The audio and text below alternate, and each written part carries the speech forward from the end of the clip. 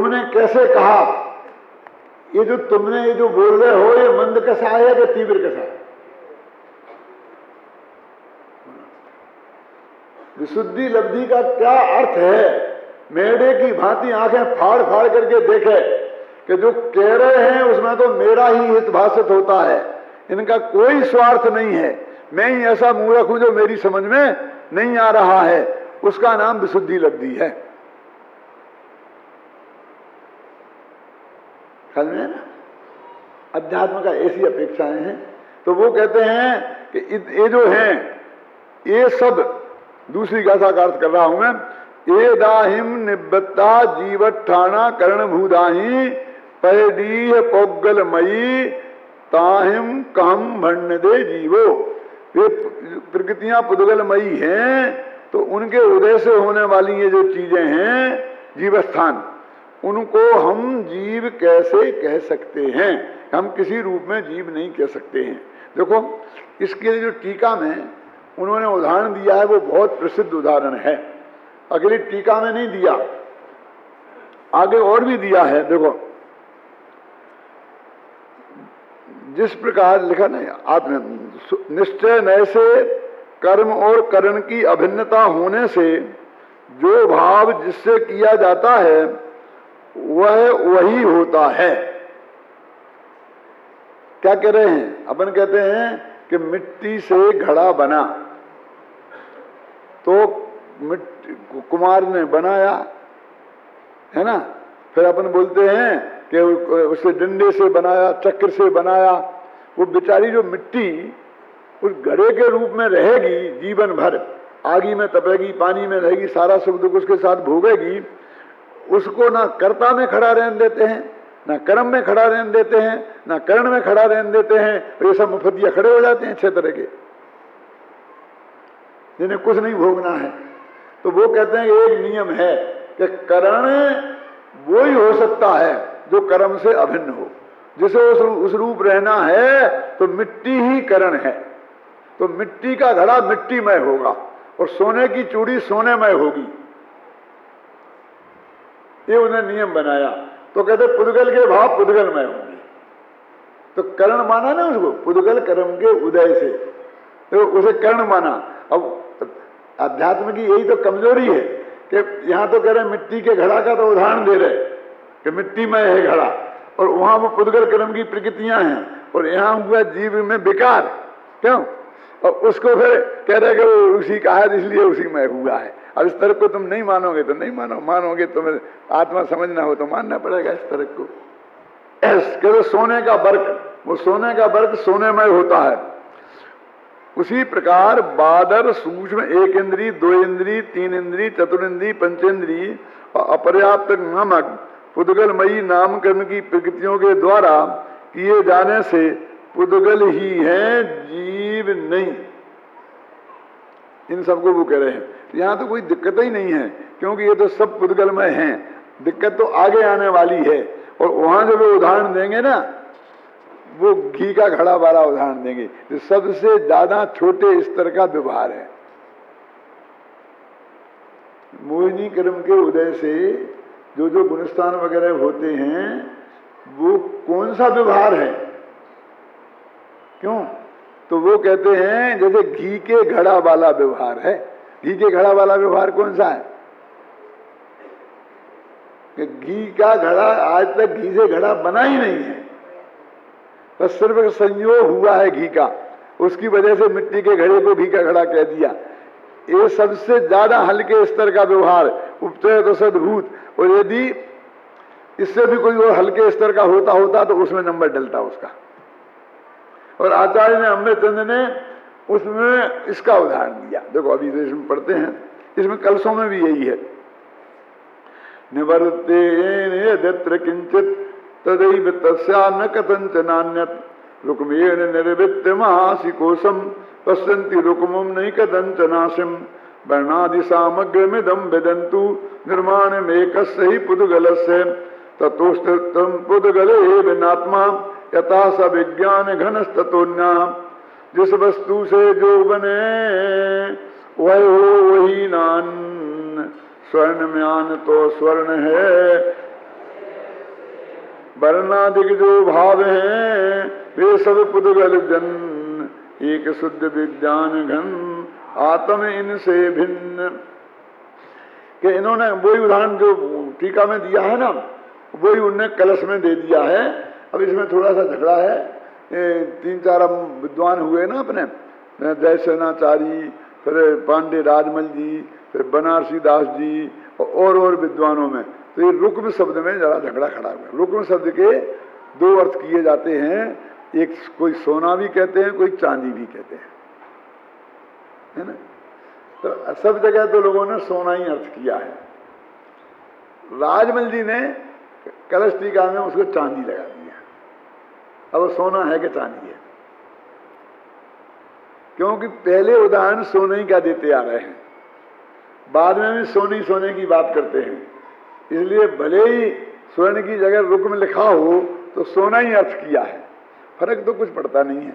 चाहे सोने का बनी हुई तलवार हो और चाहे चांदी की बनी हुई तलवार है, क्या फर्क पड़ना है। लेकिन उन्होंने 2 तरह का अर्थ उसमें आता है, लेकिन वास्तव में वो राजमल जी के अर्थ को आगे और पीछे स्वीकार नहीं किया गया। बनारसी दास सबसे बड़े भगत यदि राजमल जी के कोई थे तो वो थे बनारसी दास।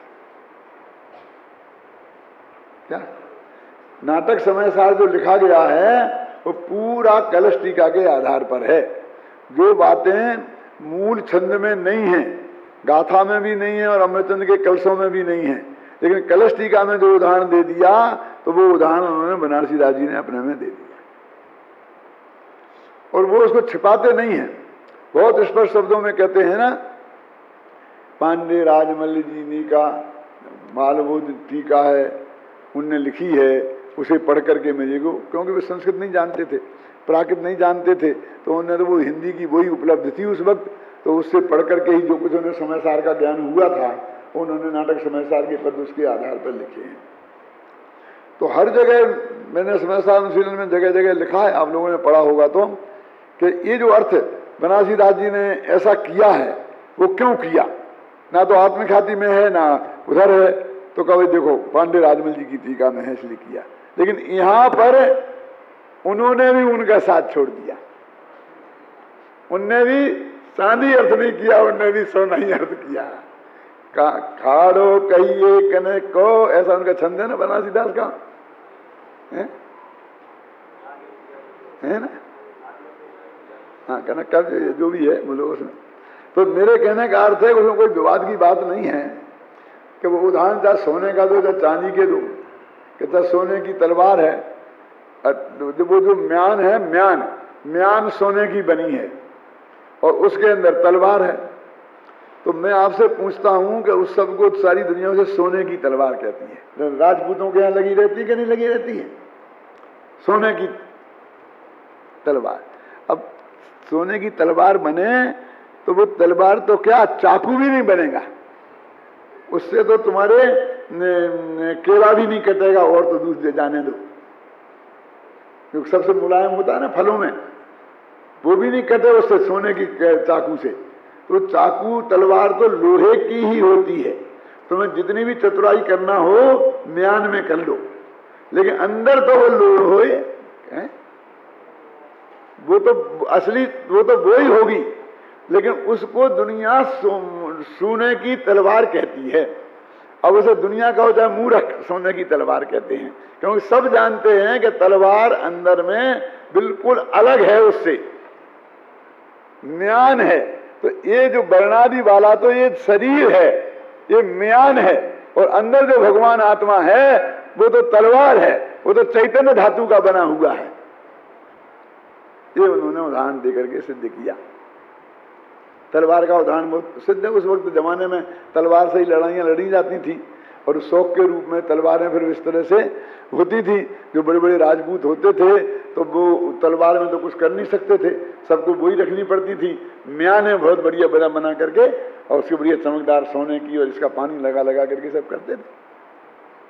जो अपनी वैभव दिखाना हो ना, तो वैभव दिखाते थे काय से, म्यान से, और उसी को सोने की कहते थे। तो ऐसे ही कहते हैं यहाँ पर है। वास्तव में वो जो बात पहले सिद्ध कर आए हैं उसी को उन्होंने इस बात से सिद्ध की है। अब देखिए, ना तो वो आज तलवारें नहीं, ना वो म्याने नहीं, ना वो घी के घड़े रहे। ये घी के घड़े का क्या चक्कर है? अब आज तो सबसे ज्यादा कठिन घी का घड़ा समझाना हो गया। समय सार समझाना, जो कहना है कि आत्मा जुदा है, सरल है, तो देह जुदा है, लेकिन घी के घड़ा को समझाना बहुत कठिन है। नई उम्र के बच्चे जानते हैं, तो जानते हो आ रहा घी का घड़ा क्या होता है? पहले के जमाने में जो घरों में घी रखा जाता था, तो बर्तन कोई सोने चांदी के तो थे ही नहीं, स्टील के भी नहीं थे, और जो आज के पीपे मीपे आते ये भी नहीं थे। मिट्टी के घड़ों में घी भी रखा जाता था। हर चीजें मिट्टी के घड़ों में ही रखी जाती थी। तो अब दिक्कत क्या थी कि मिट्टी का घड़ा तो मान लीजिए उस समय 1 रुपये का आता है, मान लो, लेकिन जब वो घी का घड़ा बनता था तो उसमें घी रखो तो वो घड़ा आधा किलो घी पी जाए, और आधा किलो घी आए तो कितने का हो जाएगा? तो घड़ा 100 रुपये का हो गया, कितने का हो गया ना? तो उस घड़े को स्पेशल रूप से तैयार किया जाता था। क्यों? घी का नुकसान कम से कम हो। तो पहले उसे 2-4 दिन तक पानी भर से रखते थे, जितना पीना हो पहले पानी पी ले। तो पानी से तर हो जाता था तो उसके बाद उसमें छाछ रखते थे। वो छाछ में से घी तो निकाल लिया, अब बाकी तो निकल ही नहीं सकता है, और बाकी छाछ तो अपन को वो बांट देते हो ना किसानों में, तो उसको उस घड़े में रखते थे, तो घड़ा उसमें जो थोड़ा बहुत घी बचता था जो अपन नहीं निकाल सकते थे वो पी जाता था, है ना? जब वो छाछ रखते थे महीना 15 दिन तक, तो उसका छाछ का पी जाता था। फिर उसमें दही जमाते थे, तो दही उसमें से वो जितना पी जाता था, फिर बाद में घी रखते थे तो बाद में घी भी पीता था थोड़ा बहुत, तो वो बहुत कीमती हो जाता था। बनने में भी बहुत समय लगता था, और उसने कितना घी पी लिया है, इसलिए उसकी बहुत सुरक्षा से, और घर में वो एक संपत्ति के रूप में थी। घी का घड़ा माने जैसे आपके आज सोने की घड़ा हुए आपके घर में, तो अपन तिजोरी में संभाल के रखते हैं, और जिस दिन भगवान का अभिषेक करना उस दिन ले आते हैं और फिर जाकर के रख देते हैं। क्यों? ऐसा घी का घड़ा रखे जाते थे। और वो घी आचार्यों के दिमाग में घी का घड़ा बस रहा था, उन्होंने और तो कुछ देखा नहीं था घर में। तो वो कहते हैं कि घी का घड़ा घी से तो बना ही नहीं है, घी का तो सिर्फ उसमें संयोग है, वो घड़ा तो सिर्फ मिट्टी का ही बना है, लेकिन अब उसको घी का घड़ा कहते थे। क्यों कहते थे? तो कहते हैं घर में उसी स्टाइल के कई घड़े होते थे। वैसे ही घड़े में एक में पानी रखा जाता था ठंडा करने के लिए, किसी में घी रखा जाता था, किसी में तेल रखा जाता था, और यहां तक कि अनाज भी घड़ों में ही रखा जाता था। थोड़ा हो तो, ज्यादा हो तो उसकी अलग वो बनाई जाती थी, कोठी मोठी जो क्या बोलते थे, है ना, क्या बोलते हैं अभी बुंदेलखंड में, जानता तो होगा तुम, कुड़िया क्या बोलते हैं? हाँ, कुटिया बनाते थे, समझ गया ना, उसमें रखी जाती थी। तो वो सब चीजें, तो अब वो घड़े तो सब मिट्टी के ही है, और सबको मिट्टी का घड़ा कहें तो भेद विज्ञान कैसे हो? हमें घी का घड़ा बुलाना है, तेल का घड़ा बुलाना है, पानी का घड़ा बुलाना है, समझे ना? तो मिट्टी बेचारी सब में थी, उसका ये अपराध हो गया कि वो सब में है इसीलिए किसी में नहीं है। क्यों? और जो एक एक में है उसका नाम हो गया, एक में है उसका नाम हो गया, और सब में है उसका नाम नहीं हुआ। तो कहते हैं कि एकदम घड़ा प्योर मिट्टी का है, फिर भी उसको घी का कहा जाता है। फिर आचार्य ने उसे और बहुत बारीकी डाली, उसमें क्या डाली बारीकी? एक लड़का है बच्चा, उसने अपने घर में पैदा हुआ, वो बुढ़ा होकर मर जाता था, लेकिन वो घड़ा नहीं फूटता था। फिर उसकी अगली से पीढ़ियां आती थी तो वो ही घी का घड़ा रहता था। आदमी तो 150 वर्ष तक जीता था, और घड़ा 500-500 वर्ष तक रहते थे, घी के घड़े। तो वो कहते हैं कि जिसने जन्म से ही उस घड़े को देखा है और उसको सारे घर वाले घी का घड़ा बोलते हैं। कैसे बनता है क्या है वो तो जानता नहीं। तो जैसे वो जन्म से ही जिसने उसे घी के घड़े के रूप में देखा है, वो व्यक्ति उसे घी का ही घड़ा मानता है। तो उससे ऐसा समझाते हैं, कैसा सुनो, कि बेटा वो घी का घड़ा है ना, घी का घड़ा, कहा हाँ मैं घी समझ गया लेकिन समझ गए नहीं, वो जो घी का घड़ा है वो घी का नहीं है। तो घी का नहीं है तो घी का घड़ा क्यों कह रहे? गुरुदेव इसकी व्याख्या कैसे करते थे कि एक घी का घड़ा कह के व्यवहार की स्थापना की, फिर वो घी का घड़ा नहीं है, मिट्टी का है ऐसा कह के व्यवहार का निषेध किया, और मिट्टी का है ऐसा कह के निश्चय की स्थापना की। 3 वाक्य हुए। कौन कौन से?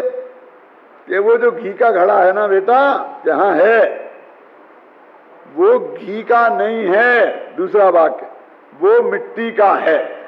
तो पहला व्यवहार के समर्थन का वचन, दूसरा व्यवहार के निषेध का वचन, और तीसरा निश्चय के प्रतिपादन का वचन। तो कहते पहले व्यवहार को खड़ा तो करो, तुम पहले से धुनाई शुरू कर देते हो। वो समझे कैसे?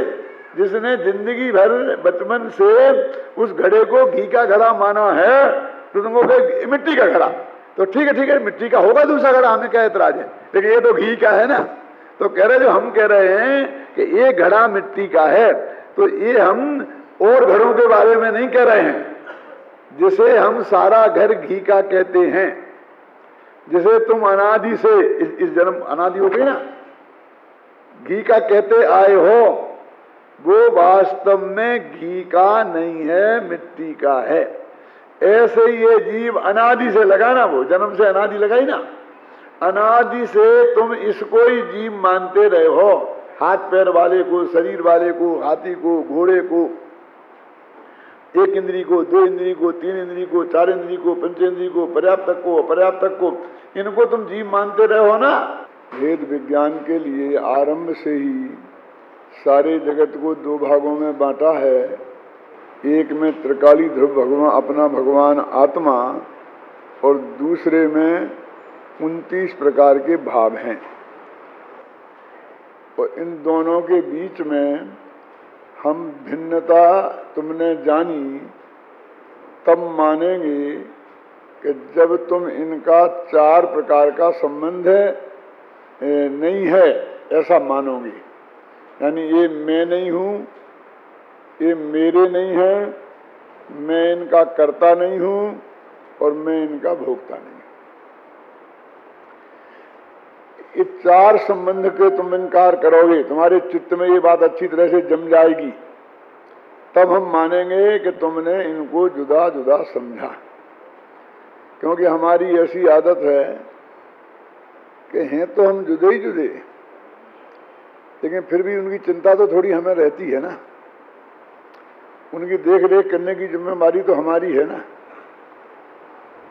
यानी किसी न किसी रूप में हम अपने उस जुड़ान को कायम रखते हैं। तो आचार्य देव ने बहुत बहुत तर्क युक्तियां दे करके ये बात हमको बार बार समझाने की कोशिश की। जीवाजीवाधिकार में उनके एकत्व और ममत्व का निषेध किया, और आगे कर्ता कर्म अधिकार में कर्तृत्व और भोक्तृत्व का निषेध किया। फिर उसके बाद में इस जीव को तो अपना संबंध किसी न किसी तरीके से जोड़े रहना था। तो वो ये कहता है कि ठीक है, ना ये मैं हूँ, ना ये मेरे हैं, ना मैं इनका करता हूँ, और ना मैं इनका भोगता हूँ।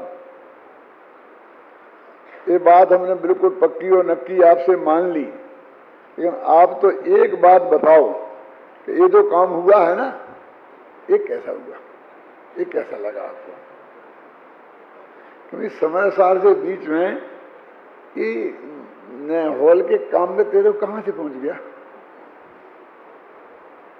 ये कहाँ से पहुंच गया? नहीं, मैं तो वैसे ही कह रहा हूं आपसे, ये हमारा भी नहीं है, हमने कुछ किया भी नहीं है, इसमें हमारा कोई अधिकार भी नहीं है, हम इसके भोक्ता भी नहीं हैं, हम तो इसके बिल्कुल जुदे हैं।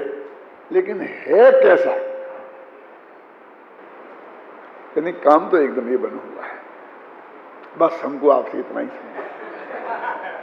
ये अभी तक मुरझाया हुआ क्यों था, और अभी एक प्रसन्नता की लहर इसको कैसे दौड़ गई पूरा कर्ताक्रम अधिकार तक सुनने के बाद। तो वो कहता है कि तुमने अच्छा कहा, तो ये तो वो अंदर से माने ही बैठा है कि ये मेरा है और मैंने किया है। क्या? और अब अच्छा है, अच्छा कह दिया ना आपने, इसका मतलब मैंने अच्छा काम किया। उसने उसमें से अकेले अच्छेपन का पोषण नहीं किया, अपने कर्तृत्व का पोषण किया। यदि कोई आदमी ये बताए कि और तो सब ठीक है लेकिन ये कमी है, कि ये साहब क्या बताएं, अब वो ऐसा हो ही नहीं सकता था, अब उसने ऐसा कर दिया, वो उस पे से अपने को टालता है। माने ये मेरा कर्तृत्व नहीं है। क्यों? और जो जो तुमने बढ़िया कहा उसको अपना कर्तव्य अपने माथे पर ओढ़ लेता है। पुण्य पाप अधिकार में सिर्फ इतना बताया है कि जो न मैं हूं न मेरा है, न जिसमें मैंने कुछ किया है और न जिसका मैं भोगता हूं, फिर उसमें अच्छे बुरे का भेद करने से लाभ क्या है ये बता। इसको तो ये जानने की क्या इच्छा हुआ है कि ये काम कैसा हुआ, अच्छा हुआ कि नहीं हुआ। या अपना कोई संबंध ही नहीं है। क्यों? न्यूयॉर्क में मकानों की कीमत बहुत बढ़ गई, ये सुनकर आपके चित्त में कोई विकल्प खड़ा होता है? ना कोई वहां मकान अपना है और ना अपन को खरीदने का विकल्प है, तो चाहे बढ़े चाहे घटे क्या फर्क पड़ता है? क्यों? बाबू नगर के मकानों की कीमत घट गई वो बढ़ गई तो उससे हमें फर्क पड़ता है? क्यों? तो यानी तूने किसी ना किसी तरीके से संबंध स्थापित किया। पुण्य पाप अधिकार में यही कहा कि कर्म तो कर्म है, उनसे तेरा कोई संबंध नहीं है, वे तो जैसे हैं तैसे हैं, तू उसमें अच्छे बुरे का भेद क्यों करता है? शुभ कर्म सुशील है और अशुभ कर्म कुशील है, इसी का नाम अज्ञान है। कि ठीक है ना, सही हम नहीं करें, हमारे नहीं करने से क्या होता है, लेकिन सुशील है तो है ही, और जो कुशील है वो तो कुशील है ही। अगर ठीक है, सुशील है वो सुशील है, कुशील है तो कुशील है। तुम मुझे ये बता कि ये जो पुण्य पाप के भाव हैं, ये तू है कि आश्रम है? ये जीव है कि ये आश्रम है? सात तत्व में खतौनी करेगा ना इन पुण्य पाप की, तो ये किस में डालना? बोल। पुण्य आश्रम पाप आश्रम, ये आश्रम के भेद हैं कि तेरे बस आश्रम अधिकार में तीसरी बात बताई।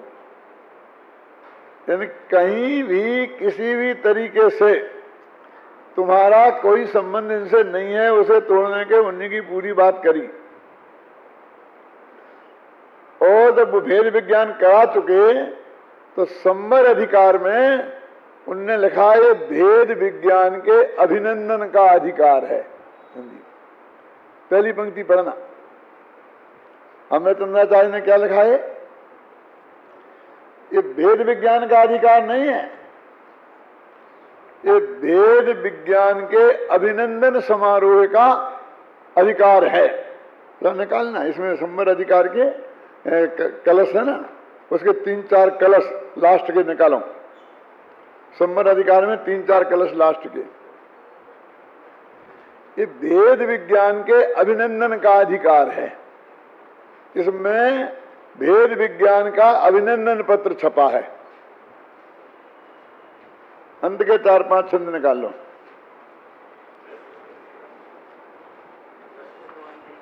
संवर अधिकार के अंतिम इधर आगे गांव को जाए, गांव से जरा अच्छी तरह से कोई।